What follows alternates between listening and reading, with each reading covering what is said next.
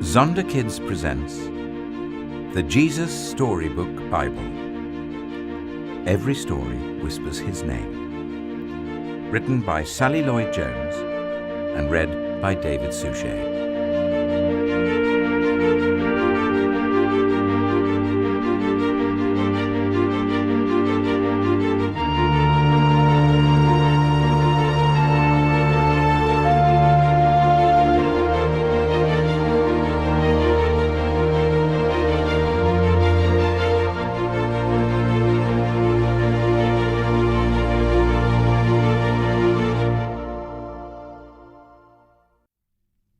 The beginning, a perfect home.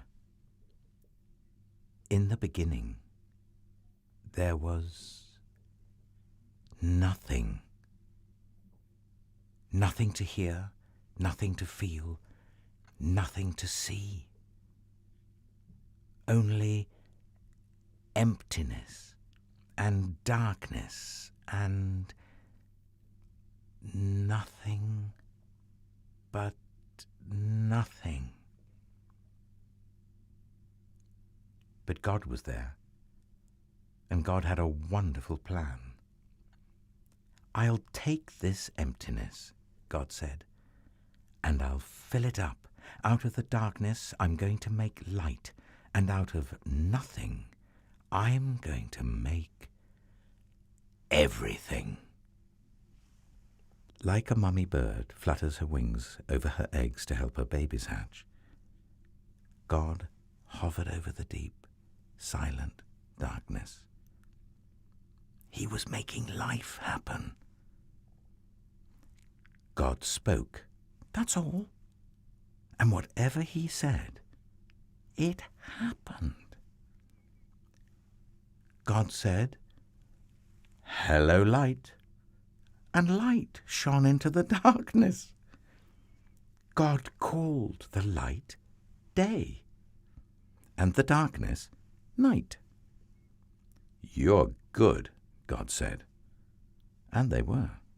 Then God said, "Hello, sea. Hello, sky." And a great space opened up, wide and deep and high. "You're good," God said. And they were. Then God said, "Hello, land." And there, splashing up through the oceans, came cliffs, mountains, sandy beaches. "You're good," God said. And they were. "Hello, trees," God said. "Hello, grass and flowers, and everything everywhere burst into life. He made buds bud, shoots shoot, flowers flower." "You're good," God said. And they were. "Hello, stars," God said. "Hello, sun. Hello, moon." And whizzing into the darkness came fiery globes, spinning around and around, whirling orange and purple and golden planets. "You're good," God said. And they were. "Hello, birds," God said. And with a fluttering and flapping and chirping and singing, birds filled the skies. "Hello, fish," God said. And with a darting and dashing and wriggling and splashing, fish filled the seas. "You're good," God said. And they were. Then God said, "Hello, animals." And everyone came out to play. The earth was filled with noisy noises, growling and gobbling and snapping and snorting and happy scuffling. "You're good," God said. And they were. God saw all that he had made, and he loved them. And they were lovely, because he loved them. But God saved the best for last. From the beginning, God had a shining dream in his heart. He would make people to share his forever happiness. They would be his children, and the world would be their perfect home. So God breathed life into Adam and Eve. When they opened their eyes, the first thing they ever saw was God's face. And when God saw them, he was like a new dad.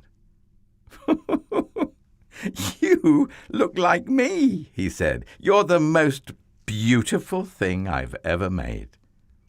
And God loved them with all his heart. And they were lovely because he loved them. And Adam and Eve joined in the song of the stars and the streams and the wind in the trees, the wonderful song of love to the one who made them. Their hearts were filled with happiness, and nothing ever made them sad or lonely or sick or afraid. God looked at everything he had made. "Perfect," he said. And it was. But all the stars and the mountains and oceans and galaxies and everything were nothing compared to how much God loved his children. He would move heaven and earth to be near them, always. Whatever happened, whatever it cost him, he would always love them. And so it was that the wonderful love story began.